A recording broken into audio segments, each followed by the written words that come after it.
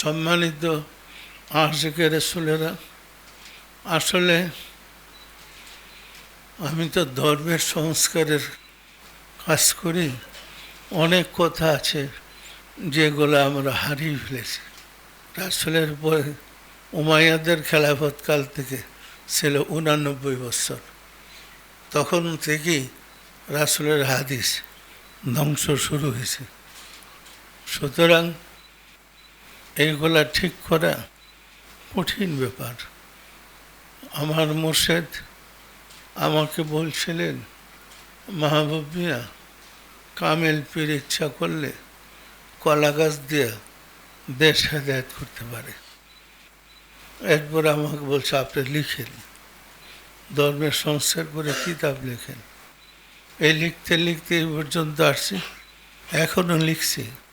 তবে এই লেখা কিতাব পড়ে না, মনের থেকে যা আসে তা বলি।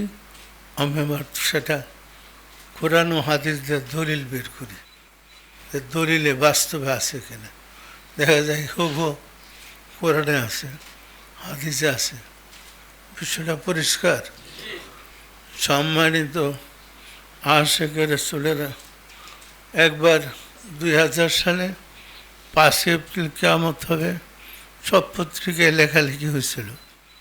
তখন পত্রিকা অফিস থেকে আমার অফিসে বারবার ফোন করতেছে সাংবাদিকরা, 5 এপ্রিলে কিয়ামত হবে, এই সম্বন্ধে আমি কি বলি। তারপরে এরা ছাড়তেছে না, একের পরে ফোন করে। তখন আমি বললাম যে আল্লাহর পক্ষ থেকে যারা মনোনীত, তাদের কাছে আল্লাহ সংবাদ না দিয়া প্রাকৃতিক কোনো বিপর্যয় ঘটায় না। সুতরাং কিয়ামত 5 তারিখে হবে এমন কোনো সংবাদ আমার কাছে আসে নাই। আপনারা নিশ্চিন্ত থাকতে পারেন, 5 তারিখে কিয়ামত হচ্ছে না।